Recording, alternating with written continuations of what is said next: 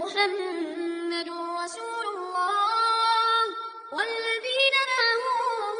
أشداء على الكفار رحماء بينهم تراهم ركعا سجدا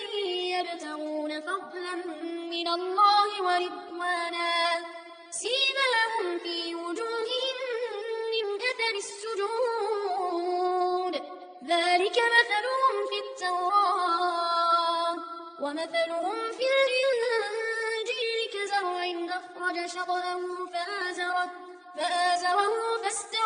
فاستوى على سوقه يعجب الزراع ليغيظ بهم الكفار